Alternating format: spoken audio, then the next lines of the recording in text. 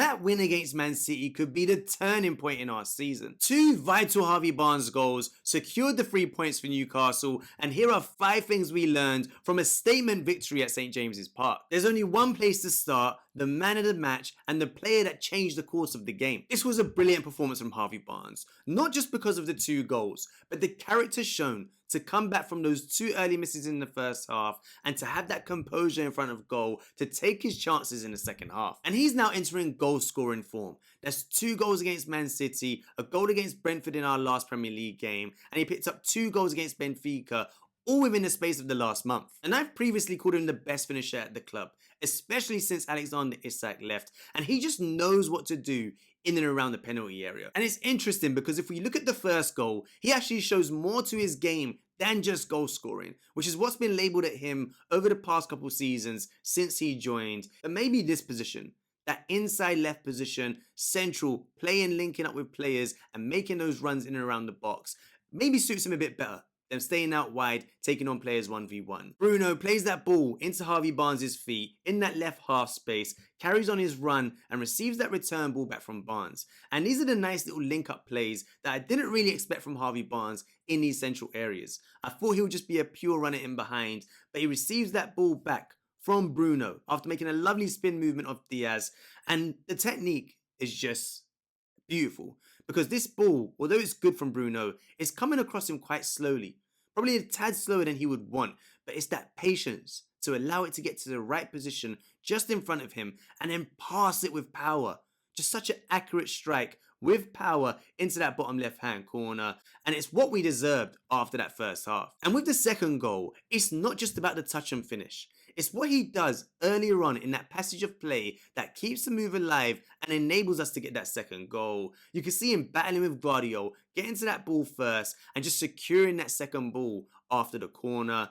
Plays it back into Jacob Murphy's path. Murphy gets that ball in, and then it's what he does. The movement. He's such a penalty box striker in a way that plays out on the left wing. He just knows the right areas to get to score goals. He gets into a lovely position into the middle of the 6-yard box, anticipating a knockback from Voltemada. But as that ball gets to Bruno, he heads it against the crossbar, and then we get to the touch. The touch and finish here.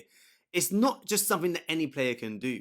The touch here is behind him at hip height, takes it down with the outside of his right boot beautifully. You can see that touch there, keeps it close, and then the finish. It just makes it look so easy. Look again, hip height. He has to actually pull his hips away to get a chance of finishing this quickly before Diaz makes a tackle, and then a lovely side-footed finish into the roof of the net to avoid the Man City players on the line. And we have to ask now, is Harvey Barnes the #1 left winger at the club? Not in terms of name and status, but in terms of form. You can see that run that he had in the back end of last season, in the EFL Cup final, pairing up with Tino Livramento in that left back position, and he seems to get goals.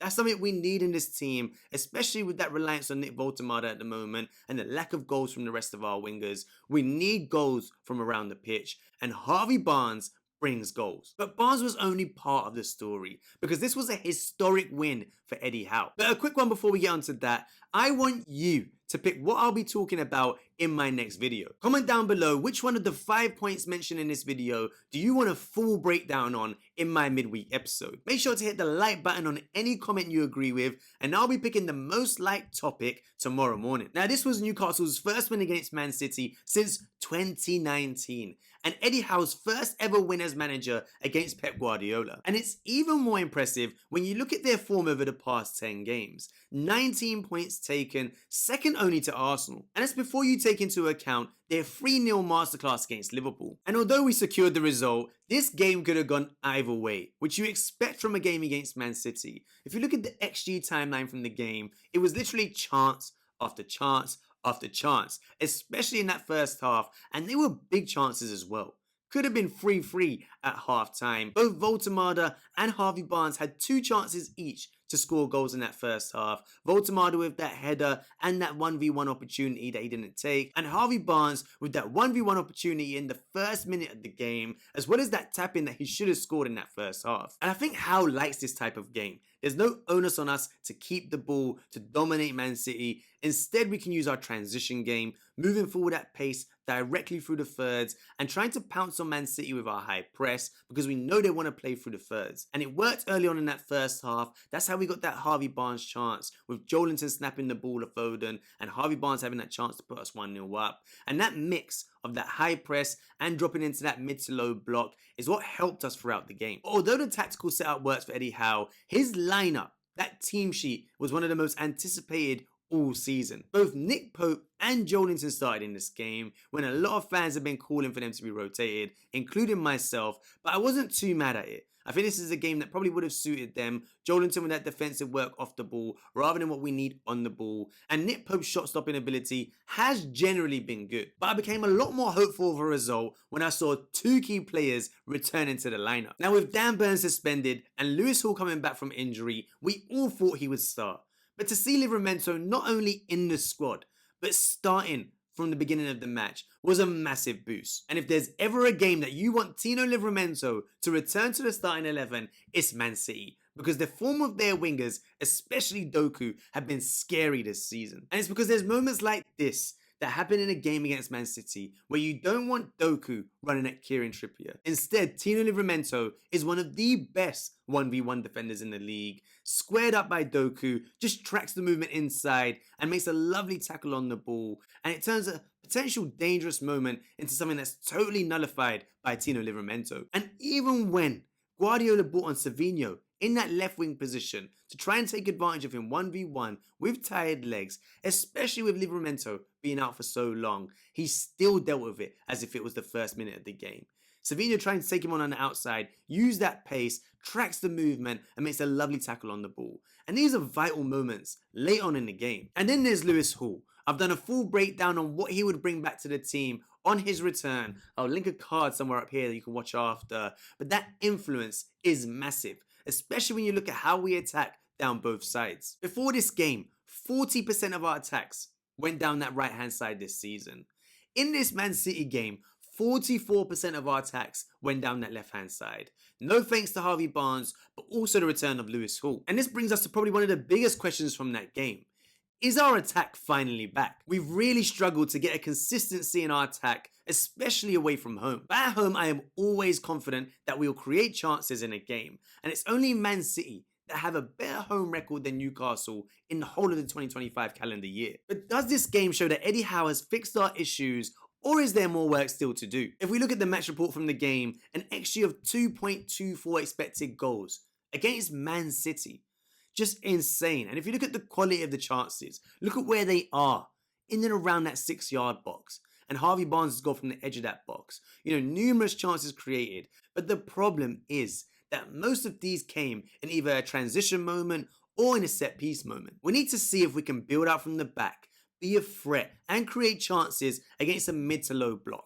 And the game against Everton away from home coming up in the Premier League next is much more of a test on whether we have actually improved as an attack. And the return to form of two key players against Man City give us a far better chance of picking up 3 points away at Everton. It's scary how good these two players are, especially in these big games. And it was a slight tweak from Eddie Howe, swapping the roles of Bruno and Tonali in build-up, allowing our best player on the ball, the one that knows how to dictate play, to sit a bit deeper and more centrally and help us get out of Man City's pressure. And Bruno is so influential in nearly all our key attacking moments from the game. In the first goal, he's the one picking the ball up from Joelinton, driving past Nico Gonzalez, playing that lovely little 1-2 and setting at Harvey Barnes. And the second goal, he's the one at the back post, heading it against the crossbar that falls to Harvey Barnes again. And even when you look at the moment that Harvey Barnes could have tapped it into an open net, it's Bruno Guimaraes that starts the move, the trademark move, slipping that ball in behind for Jacob Murphy to have that low cross into the box for the opposite winger.